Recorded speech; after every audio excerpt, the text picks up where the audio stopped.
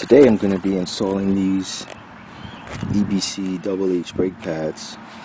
Up until this point I've been running stock pads, and the stock pads were perfectly fine in my opinion. They didn't really fade. They provided adequate stopping power. They had progressive feel, and I was very happy with them. But I went to go order some more pads, and just like many other H2 parts, they were back ordered. And since I go through a set of brake pads every 3 to 4 track days, I couldn't have that. So I decided that I'm finally going to switch, and I decided to give the EBCs a shot. I've been running EBCs for many years now. I've used them in my ZX7 race bike.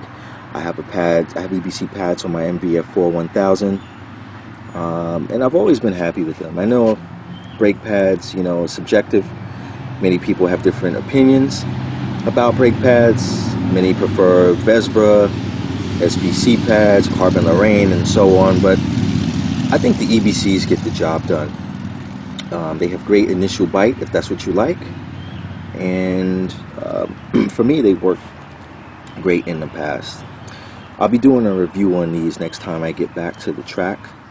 And if you're interested, the part number is EP for Extreme Performance, FA447 double H, and double H are the metal sintered pads. So going to be throwing these on, and it's a relatively simple job. All you need is a 12mm socket and a wrench just to get these brake bolts off. And once those come off, pull the pads off, the caliper, and then we're gonna put these new pads on. We may clean the brakes, clean the rotors, and the pistons and the brake calipers with some brake clean. And then we're gonna use a torque wrench to torque those 12mm bolts back to 25 foot-pounds. So that's pretty much what we're gonna do today. And just to give you a little tour of the bike, as you can see, I'm running the Bridgestone Slicks, and I ran them at New Jersey.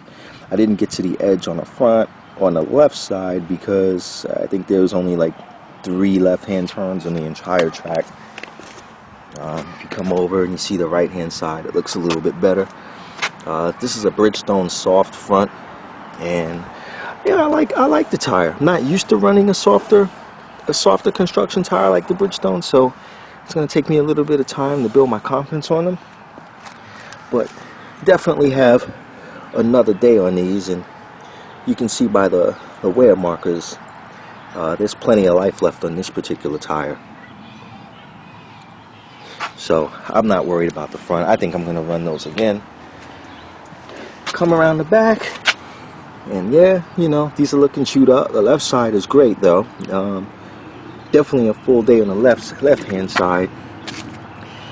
Edge grip on the right-hand side is good, but if you look at this one is a little bit worn, and this is the part of the tire where when you start putting the power down and you straighten the tire up, this is usually the first part of the tire to really gets worn out. So this is when you feel that spinning sensation on the back, on the power. You're usually on the fat part of the tire. When you hear someone say the fat part of the tire, they're referring to the meat right here, where you're not quite leaned over, but you're not quite stood all the way up.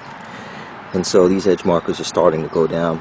I'd say maybe only a morning session with this rear tire, just going by the looks of it. So just want to give you guys some insight on how you can understand the wear markers on your tires, once you start doing track days. But yeah, overall the tire is wearing nice and even. A little bit beat up here, but the suspension, I would say for the most part, is doing its job, and it looks very nice. Again, if it was a left-handed track, definitely a full day out of the left-hand side. A right-handed track, you're looking at maybe just a morning session, and then I'd have to pop off the rear for the afternoon. Wanted to give you guys an update on the chain that I'm running.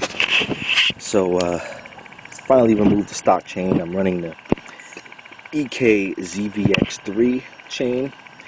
This is not the high-end EK chain that comes with the Ninja H2, but it is still a very good chain. This is 525 pitch, and as you can see, I made a mistake. So I have two master links, and that's fine. I cut it one link short. I did 2 track days on it like that, and it has held up. The rivets look good, and yes, it is safe to run when you do this. I'll probably swap it out anyway, just for aesthetics, and I have a new chain in my trailer, and I'll just use the single master link. But I'll definitely get some more use out of this before removing it, but it should be perfectly fine. When you use a rivet master link, it should be just as strong as any other link in the chain. So that's just a brief overview of the bike right now, and I'm gonna pause the camera, and I'm gonna start by removing this brake caliper, and then I'll roll the camera again. I've broken the bolt loose.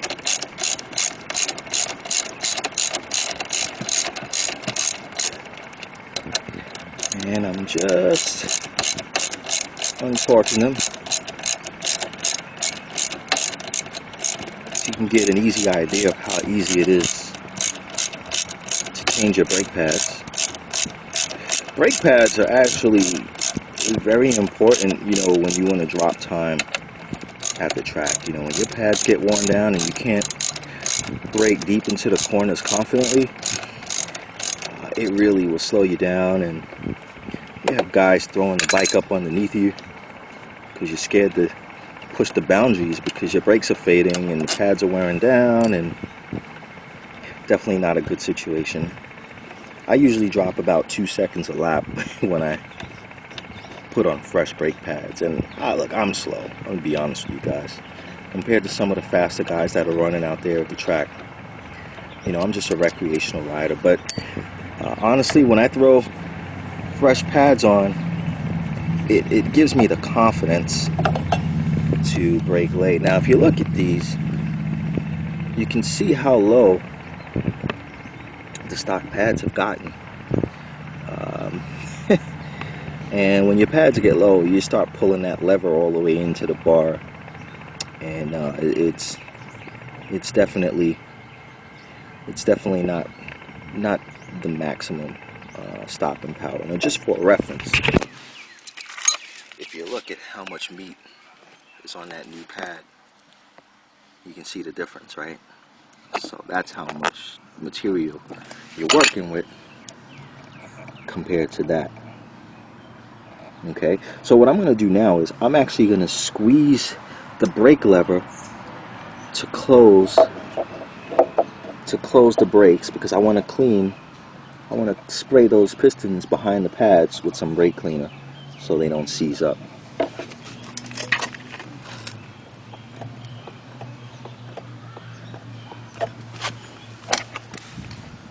Alright, so I squeezed the brake, I squeezed the brake lever, and now the pad's closed. And so now what I'm going to do is I'm going to spray some brake cleaner in there. And unfortunately, I don't have the little straw, so this is going to get a little bit messy.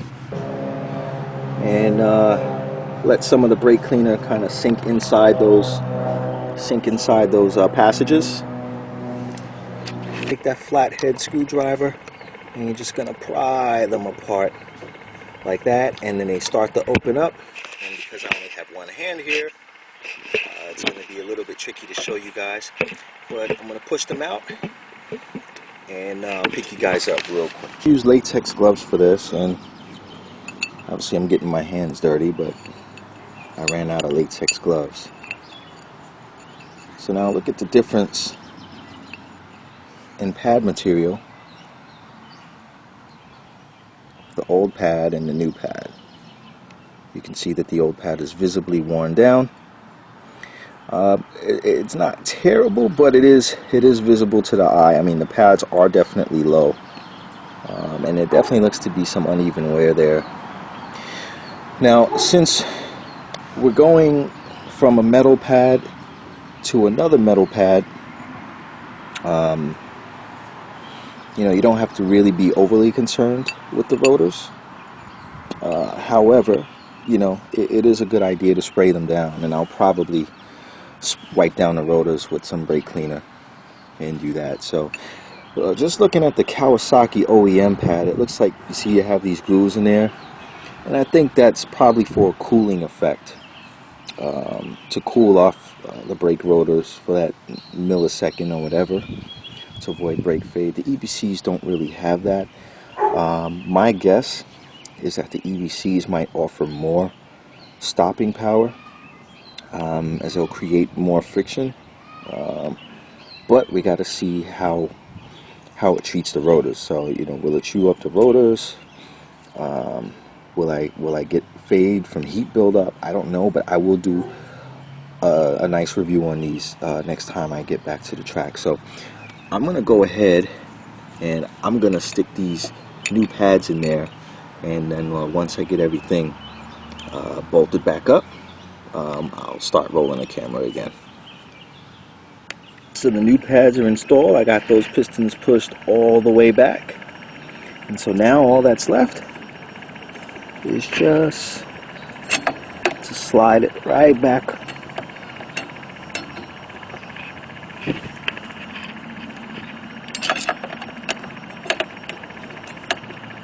Get it right back on there.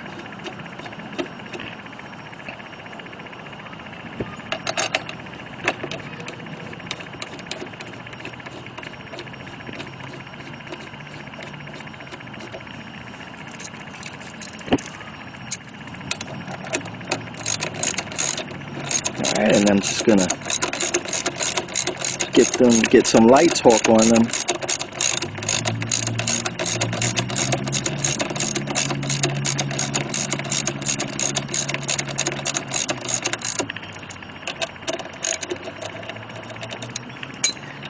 Get that in there a little more.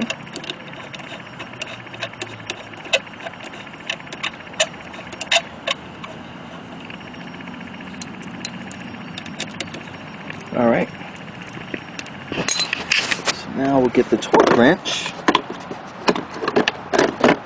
and my torque wrench isn't crazy expensive. I use a Husky, and I'm gonna set it to 25 foot-pounds. There we go, that's 25 foot-pounds. See how it clicks? It clicks when you reach the correct torque, and I like to go over it one other time without turning it. It should click right away. There you have it.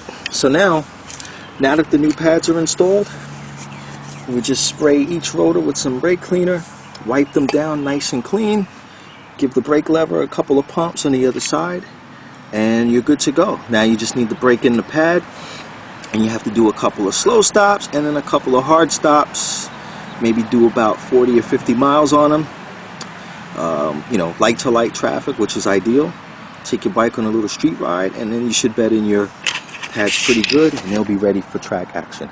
You want to avoid going too hard on your brake pads right away, because that can cause issues with glazing. They never bed correctly with the rotors, and then the brake pads never reach their full potential.